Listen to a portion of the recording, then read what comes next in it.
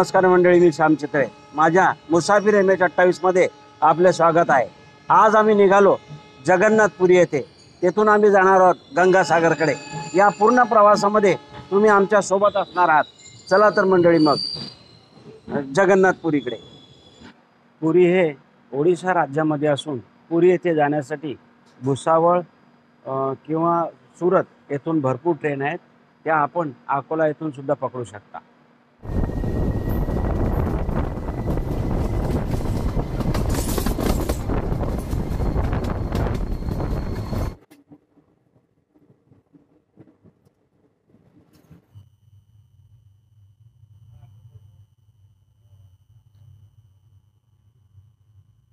शुभ प्रभात मंडळी, good morning. आमच्या प्रवासाचा शेवटचा टप्पा आलाय. सकाळ झाली. गाडी 12 तास, तब्बल 12 तास लेट होती. रात्री पोहोचायला पाहिजे होती 12:30 वाजता. ती सकाळी पोहोचते 7:30 वाजता.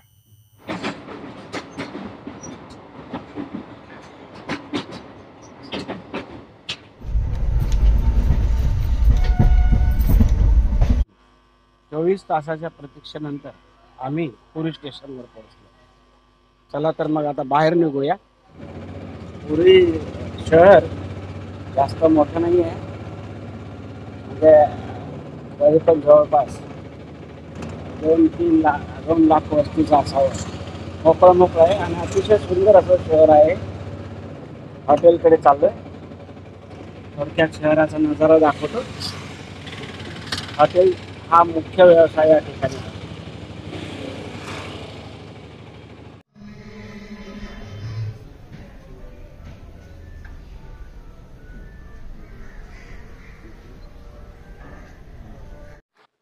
आम्ही शंकर इंटरनॅशनलमध्ये रूम केली, सी फेसिंगला. याचं हे सी फेसिंग आहे, समुद्राची बाजू. आणि हा बेड आहे आणि ही बाल्कनी. आणि या हॉटेलचा हा एक छोटासा व्ह्यू आहे. हॉटेल चांगली आहे भाड्याच्या हिशोबाने. आणि इथून समुद्राचा व्ह्यू एकदम दिसतो. इथून जवळच आपण 2 मिनिटाच्या अंतरात समुद्रावर जाऊ शकतो. आता आम्ही सकाळी पूर्ण तयारी करून जगन्नाथ स्वामीच्या मंदिराकडे चाललोय. हॉटेलपासून 100 रुपयामध्ये आम्ही ऑटो केला. तर बघूया, आता मंदिराचं दर्शन घेऊ, जगन्नाथाचं दर्शन घेऊ. तिथे जाऊन तुम्हाला दाखवू.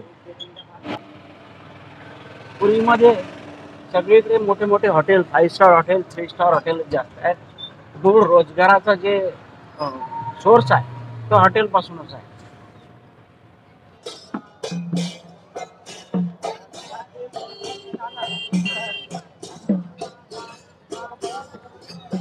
जय श्री जगन्नाथ स्वामी. त्रिपुरारी पौर्णिमेमुळे जगन्नाथ स्वामीच्या मंदिरामध्ये अतिशय गर्दी आहे. आणि सध्या तिथे कॅमेरा वगैरे घेऊन जायला अलाउड नाही आहे. त्याच्यामुळे आम्ही कॅमेरा वगैरे जमा करून नंतर आम्ही दर्शनाला जाणार आहोत.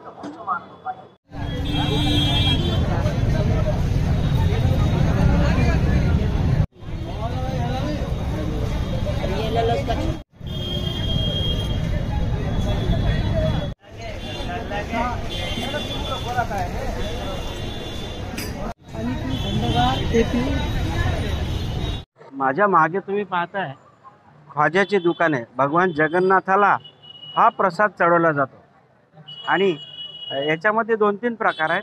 काही तेलामध्ये असतात, काही शुद्ध घीमध्ये सुद्धा असतात. घीवाला खाजा हा 500 रुपये किलो ते 600 रुपये किलोनी. आणि साधा तेलाचा खाजा हा जो आहे तो 250 रुपये किलोनी इथे विकले जातो.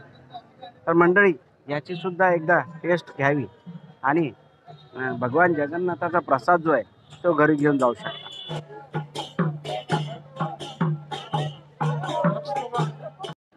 मंडळी, आम्ही दोघं आता श्री जगन्नाथ स्वामींच्या मंदिरासमोर उभे असून मंदिराच्या आत कॅमेरा नेण्यास सक्त मनाई आहे.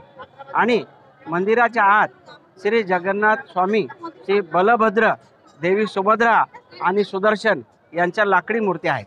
हिंदू धर्मामधील सर्वात मानाच्या पवित्र 4 धाम तीर्थक्षेत्रापैकी जगन्नाथ मंदिर हे एक आहे. जगन्नाथ देव हा विष्णूचा अवतार मानला जातो. असं म्हणतात की मंदिराची उभारणी राजा अनंग भीमदेव यांनी केली असून आतमध्ये मोठी रसोई आहे आणि त्यात 56 प्रकारचे भोग त्याच्यामध्ये देवाला अर्पण केले जातात। आणि हे भोग आनंद बाजार म्हणून एक आत बाजार आहे, त्यात हा प्रसाद वितरित केला जातो। तुमचे मोबाईल, पर्स आणि किमती सामान ठेवण्यासाठी बाहेर व्यवस्था सुद्धा करण्यात आलेली आहे। हा मंदिरावरील जो झेंडा आहे हा अगदी वाऱ्याच्या विरुद्ध दिशेला फडकतो, तुम्ही पाहू शकता। आणि मंदिराच्या आतमध्ये 3ऱ्या क्रमांकाची जी पायरी आहे ती यमाची पायरी म्हणून ओळखला जाते, पण मी तुम्हाला ती दाखवू शकत नाही कारण आतमध्ये कॅमेरा आणि नेण्यास सक्त मनाई आहे।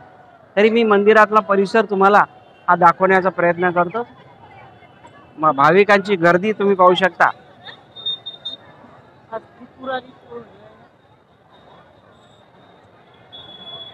मंदिराला एकूण 4 गेट आहेत, तर मंदिराला तुम्ही प्रदक्षिणा सुद्धा मारू शकता। असं हे 4 धामपैकी एक धाम आपण याचं दर्शन जरूर केलं पाहिजे मंडळी।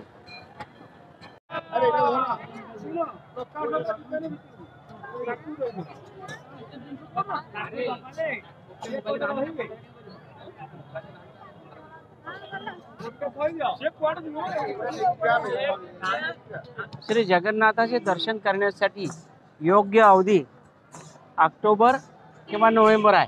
रथयात्रेच्या वेळी या ठिकाणी येऊ नये, कारण हॉटेलचे भाव सुद्धा डबल असतात आणि खाण्यापिण्याचे रेट सुद्धा डबल असतात। भगवान जगन्नाथाला असे भजनी मंडळ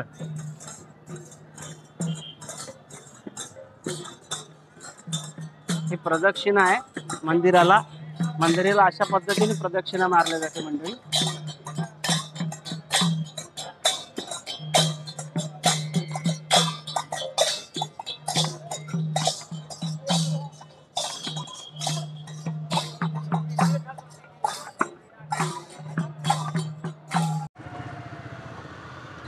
मोठे मोठे रस्ते यासाठी तर जगन्नाथ धाम प्रसिद्ध आहे। मी आधीच सांगितलं तुम्हाला की बा या ठिकाणी रथयात्रा निघते, त्याच्यामुळे रस्ते मोठे मोठे केलेले आहेत। सध्याचे इथले खासदार संदीप पात्रा असून संदीप पात्रांनी विकासात्मक कामं खूप मोठी केलेली आहेत।